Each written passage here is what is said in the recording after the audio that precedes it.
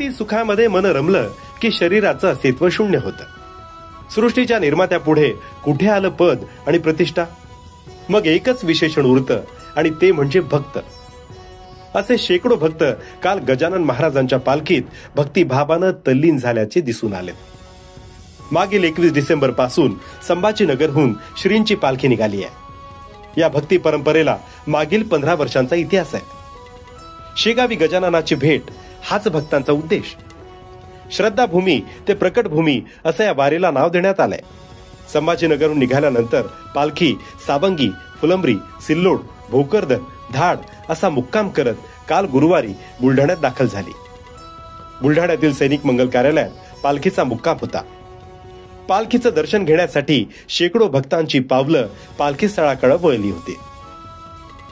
श्रद्धाभूमीच्या पालखी परंपरेची माहिती डॉक्टर प्रवीण भक्ते यांनी सिटी प्लस चॅनलला दिली आहे.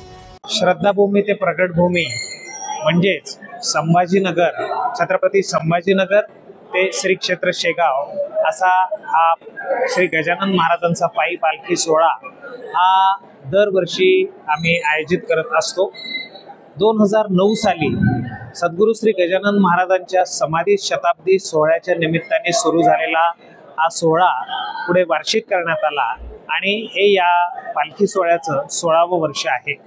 या वर्षी या सोहळ्यामध्ये तब्बल 260 भाविक हे वारकरी म्हणून श्री क्षेत्र संभाजीनगर येथून पायदळ वारीमध्ये सामील झालेले आहेत.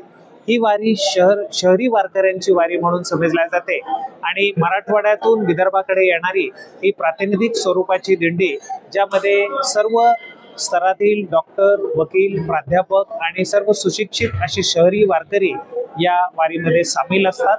शेगावला महाराजांच्या दर्शनासाठी नित्य नेमानं जाणाऱ्यांमध्ये बुलढाणेकर संख्येनं अधिक आहे. साहजिकच श्रद्धाभूमीच्या पालखीचं बुलढाणेकर भरभरून स्वागत करतात. या स्वागतानं भारावलो असल्याच्या भावनाही श्री भक्ती यांनी व्यक्त केल्या. बुलढाणा शहरामध्ये सबंध शहरवासियांच्या वतीने अगदी उत्स्फूर्तपणे या पालखीचं स्वागत केलं जातं आणि ज्या पद्धतीने बुलढाणेकर शहरवासियांचा या पालखीमध्ये सहभाग असतो, त्या सहभागाच्या निमित्ताने सबंध वारकरी हे भारावून जातात आणि एका प्रसन्न वातावरणामध्ये आम्ही इथून पुढे मार्गस्थ होत असतो. 30 डिसेंबरला पालखी शेगावी पोहोचेल. त्या ठिकाणी शहर प्रदक्षिणा होईल. मंदिरात गजानन महाराजांची भेट झाली की पालखीचा समारोप सुद्धा होईल.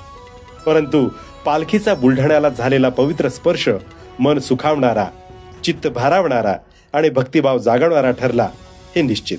जय गजानन. Ranjit Singh Rajput, city plus, Buldhana.